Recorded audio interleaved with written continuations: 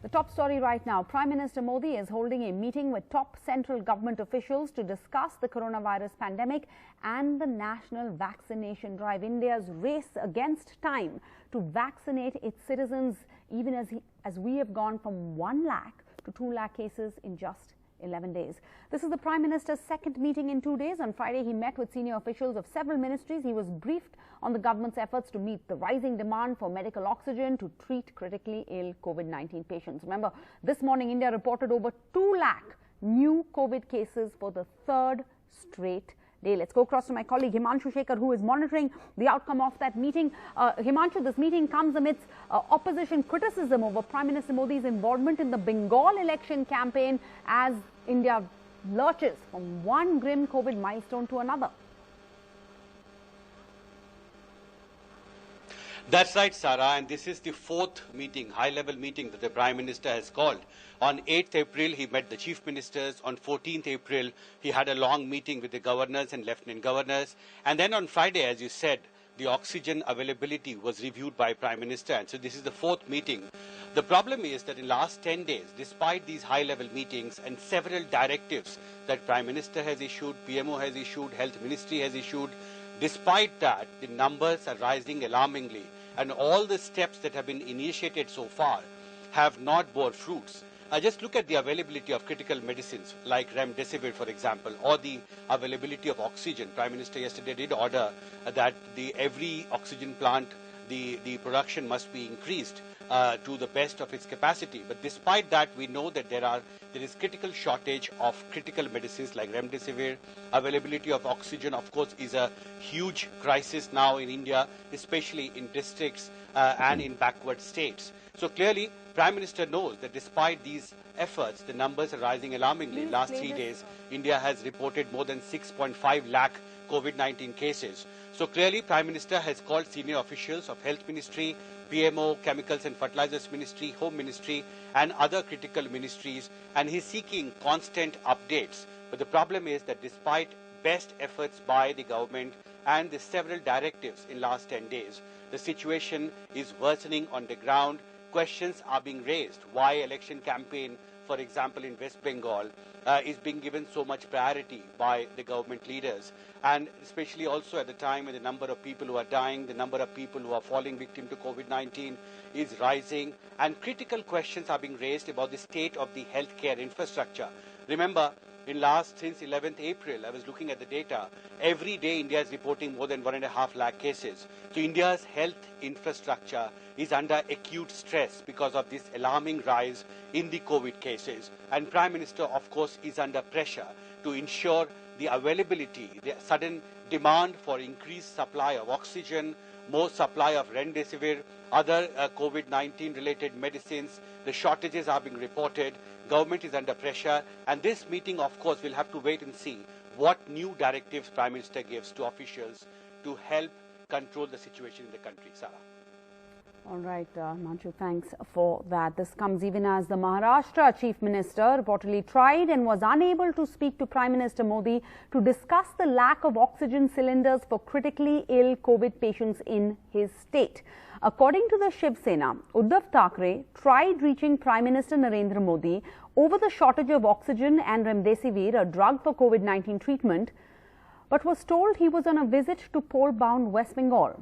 Mr. Thackeray's call came 2 days after he wrote to the centre asking for help in airlifting oxygen from other parts of the country and in providing financial help for poorer sections of the society. Now, hours after the Shiv Sena made this public, the Health Minister stepped in to do some damage control, tweeting that I've spoken to the Maharashtra Chief Minister and I've reassured him of adequate and uninterrupted supply of medical oxygen and all possible support, also saying that an additional 1,121 ventilators are being rushed to the state of Maharashtra given the surge in cases. And interestingly, after a worrying rise in COVID cases at the Kumbh Mela set off alarm bells, the Prime Minister today appealed for a symbolic Kumbh to, as he put it, boost the fight against the pandemic.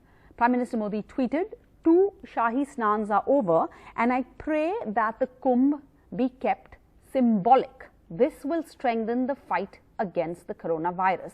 Ironically, campaigning in Asansol in West Bengal today, the Prime Minister said he was elated to see the size of the crowds that had gathered to hear him speak. Take a look.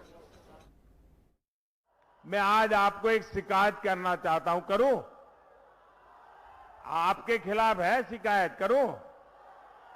बुरा तो नहीं मानोगे ना?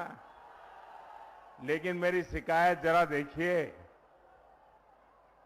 देखिए, मैं यहां 2 बार आया हूं लोकसभा के चुनाव में। जब मैं प्रधानमंत्री बनना था और मैं आपसे वोट मांगने आया था, बाबुल जी के लिए वोट मांगने आया था, लेकिन पहले जब आया तब तो मेरे लिए वोट मांगता था। फिर भी 1/4 लोग भी नहीं थे सभा में। आज चारों तरफ मैंने ऐसी सभा पहली बार देखी है जी, पहली बार देखी है। अब बताइए, मेरी शिकायत मीठी है कि कड़वी है? आज आपने ऐसा दम दिखा दिया है, ऐसी ताकत दिखा दी है। मैं जहां देख सकता हूं मुझे लोग ही लोग दिखते हैं, बाकी कुछ दिखता ही नहीं है। क्या क्या कमाल कर दिया आप लोगों ने। So, as India struggles against the second wave of COVID, as over 1,300 Indians have died in the last 24 hours, as all news feeds and social circles are flooded with people asking for help, help to get a test, help to get a hospital bed, help to get an oxygen tank for a loved one. A state election campaign taking precedence over the national fight against the coronavirus? Should a Prime Minister be campaigning at a state election at a time when India is reporting over 2 lakh cases for the 3rd consecutive day, at a critical moment, at a time when the coronavirus pandemic threatens to spiral out of control? Where that's a question tonight, and we're asking, by choosing to stick to a schedule of a state election campaigning, is the Prime Minister oblivious to the reality of the pandemic in India today? First, let's go across to the TMC's Derek O'Brien joining us first. Mr. O'Brien, you've already tweeted that you're shocked that the Chief Minister of the worst affected state in India has been unable to reach the Prime Minister on a crucial day. But, if I can just play devil's advocate, many would say that perhaps, the Prime Minister can't be arranging beds in hospitals. That responsibility lies with the state government or local municipal authorities. Is that the case? The local municipal authorities were not calling up the Prime Minister. It was the Chief Minister of India's 2nd largest state which was calling up the Prime Minister. And that clip which you all played at the top of this program, it's a disturbing clip. It's a disturbing clip because I've used strong words against Amit Shah, I've used strong words against Modi, but after seeing that clip, I've even run out of strong words. I'm deeply saddened that the people of Maharashtra are being penalized. This megalomaniac is on his rallies. I'm not angry, I'm just deeply, deeply saddened. And to think about it, that in February, his party, and I'm reading from their resolution which was passed by the party was praising the Prime Minister. It can be said with pride that India only defeated COVID under the able, sensitive, committed and visionary leadership of the Prime Minister. The party hails its leadership for introducing India to the world as the victorious nation in the fight against COVID. I mean, what does one say? The clip you showed, it says it all. We as a party, we are not running the elections. We requested the Election Commission cut down the 3 phases and make it into 1 phase. No. And I mean, I'm normally not lost for words, but today I'm deeply saddened. That is true, because, Derek. What can TMC I say? Has been the man is celebrating. The man to cut down. The man is celebrating the crowd at his election rally. But Mamata Banerjee has also been holding such rallies, correct? And the same sorts of visuals that we see at Amit Shah's rally where he doesn't wear a mask, but we see the same sorts of visuals at TMC rallies. Huge crowds, not many people wearing masks.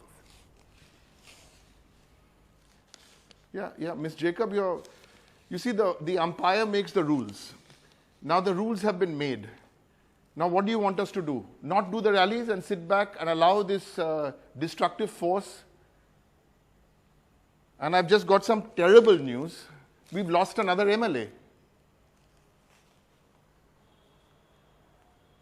The Trinamool MLA has succumbed to his injuries. I've just got a text at 9:11. So 2 contesting candidates are Murari MLA, Abdur Rahman is dead. I hope this is, I've got it from my team, so it's confirmed news. You see, Amit Shah and Modi have blood on their hands. You know, these are the same people on February the 4th who were welcoming Namaste Trump. These are the same people on March 19th, 2020 were saying 5 minute ke liye tali bajao. Parliament was adjourned on March 23rd, 2020. I remembered all these dates because Madhya Pradesh government was on. What about the battle against Corona will take 21 days? Run that clip. He said this on March 25th, 2020. 21 days, he said this. Then he said, Mombatti ke liye 9 minutes for the Mombatti. He said this on April the 3rd. And where are we? On April the 15th, 2021, under the great leadership of the world's greatest leader, of the world's largest political party. We have lost 2 lakh Indians and have just lost a Trinamool MLA. Mr. O'Brien, thank you so much for joining us at this point of time. No, not done. We are extremely... And the media, thank God for NDTV. Thank the Lord for NDTV and a few other channels. You media, most of the media, you're conspirators with these 2 gentlemen.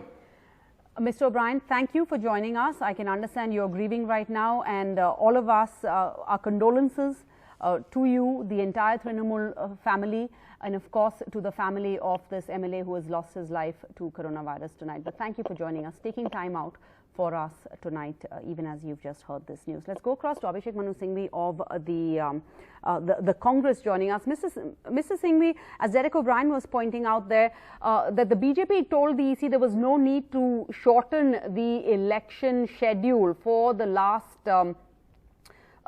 few phases in Bengal. The Congress has been tweeting today asking if the PM does back-to-back rallies in West Bengal, who is managing COVID and who will ensure that India is protected. Is that a low blow, Mr. Singhvi? Because the BJP says the Prime Minister can do both. He's an extremely energetic Prime Minister. It's his 2nd COVID-related meet in the last 2 days, the 3rd since last week. I want to raise a perspective which I think has been missed by everyone. I would put the Prime Minister in a special class. Only about the Prime Minister. What I'm saying may not apply to everyone else. The Prime Minister is a special force, a special name, a special post. He is the Prime Minister of the country, and right or wrong, you have to look upon him as a leader for the country, for you as much as for me, for those who voted for him as much as those who did not vote. Now, that being the case, my first point is, I think, which is, there is somehow a very great dissonance and disharmony between the image on the one hand, which the Prime Minister himself seeks to cultivate, of a removed statesman above the fray. So you have all the squabbling mobs below him and he's above the fray. He gives us sermons, he gives us lectures, he gives us good advice, he gives us man ki baat, he gives us bad advice, he gives us whatever. But he's above the fray. And on the other hand, immediately in the next moment, he jumps right into the middle of the kichad. Because when he campaigns, he's a great orator, of course. He's a great speaker.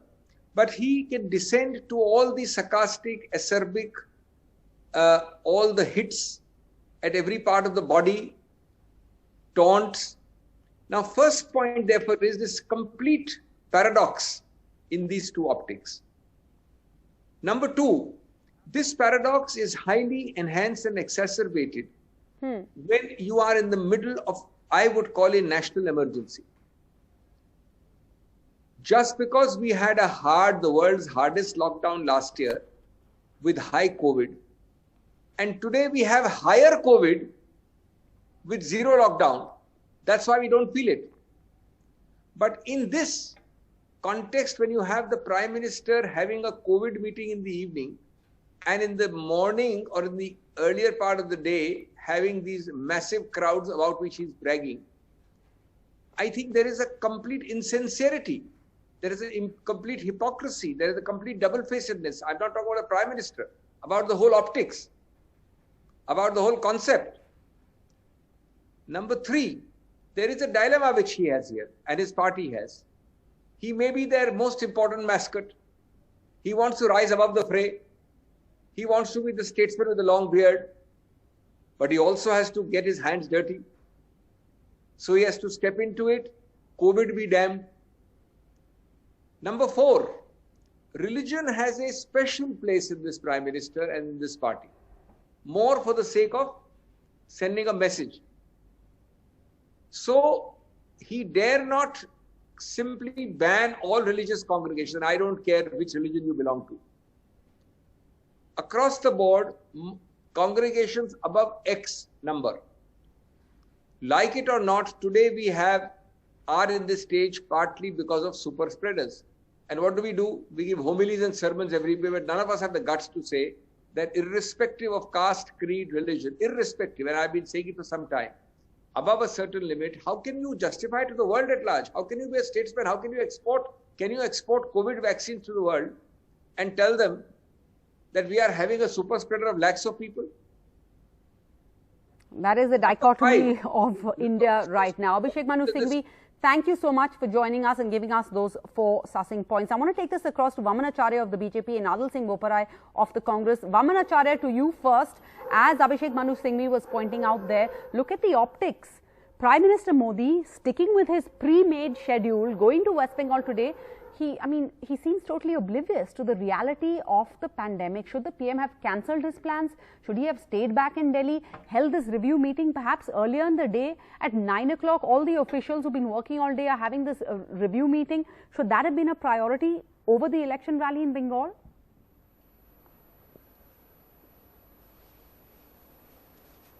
Prime Minister Narendra Modi ji cannot sit at Delhi and wait for the call from Thackeray. He has other duties also to perform. He is a national leader. He has to do democratic job also, which is necessary for a country like ours, where he has to campaign in a state election. Go to people, reach them and convince them.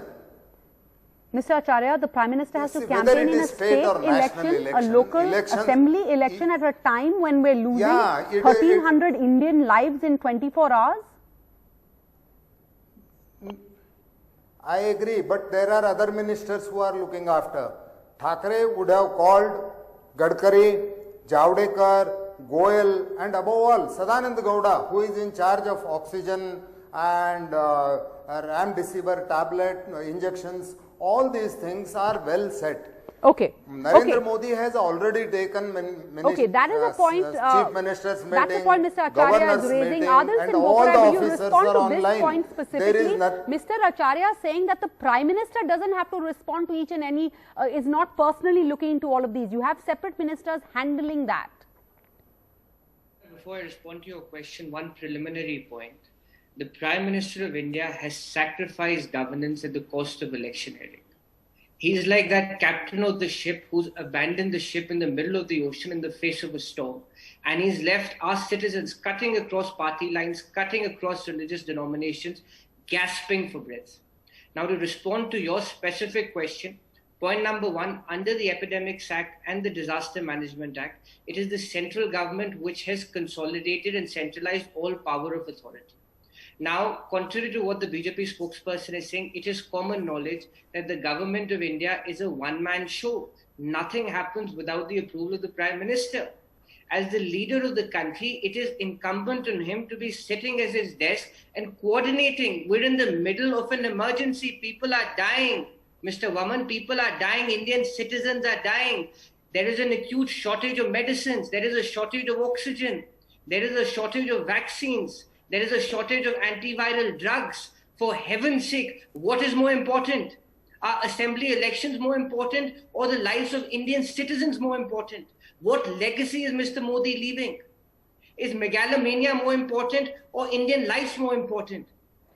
Vamanacharya, whether or not you can debate whether the party is a centralized party or not, whether power flows from the top to the bottom or the other way around, but the Epidemic Act, as Adil Singh Boparai points out, makes all powers at the center. The Prime Minister just 2 days ago said that you need more coordination between the center and the state.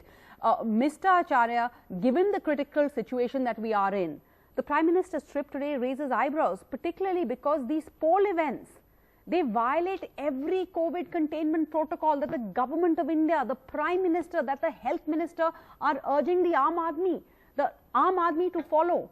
Should he not be leading by example?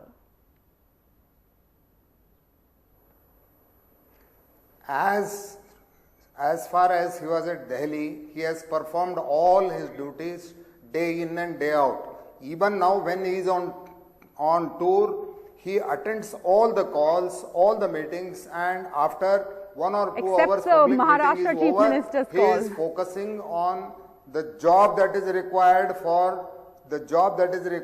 to maintain COVID under control. He is doing it. But what has happened is all these opposition people have joined Mamata Banerjee so that Modi will not come and Mamata will win. Mamata is canvassing, though she is a sitting chief minister right now. When she is contesting, you don't want Modi to go there and campaign for BJP. This Sir, is when a we are in the midst of a led global by pandemic, people who are against BJP. On a day when for the third day, all right, Adil Singh Boparai, please respond to that. Sara, the gentleman is still not acknowledging the magnitude of the problem. Please hear me out, sir. People are dying. Close to 1,400 Indian citizens have lost their lives today. We are touching 2.5 lakh COVID cases. There is lack of oxygen supply. No minister in the government of India will export oxygen or will export vaccines to foreign countries without the approval of the Prime Minister. Are you saying that the export of vaccines took place and the Prime Minister was not aware of this? Obviously, it's happened under his watch. He has to be sitting in Delhi coordinating with chief ministers, coordinating amongst his ministries. The need of the hour is to come together as a team. Please put your petty political considerations aside. Mr. Acharya, last word to you, 30 seconds amount time. Please tell the nation, if anyone is wondering, who is in the pilot seat tonight? No, it is the whole cabinet which is responsible, and Modi is definitely the pilot. But he is leading from every place he has gone. He is leading the anti-corona fight wherever he is sitting. Even while he's addressing a rally and saying he's so glad to see the strength of the crowds that have shown up here tonight? Even at night, he is attending. Hardly he sleeps for 3 to 4 hours. He is attending. All ministers are working. His whole bureaucratic system is on toe. There is nothing that has not been done so far. But he also has other duties to perform. He has to see that the democracy exists and continues. Even though when he becomes Prime Minister, he is Prime Minister for the entire country, not just the main vote getter for the BJP. Driving the country to the ground. All right. That is the reason. All right. Thank you so much. Thank you all for joining us tonight on a night where across India we're hearing of shortages of medicine, shortages of hospital beds, shortages even of medical oxygen. Let's hope that the situation doesn't get much worse before it gets better. Thank you all for joining us on Left, Right and Center tonight. Bye-bye.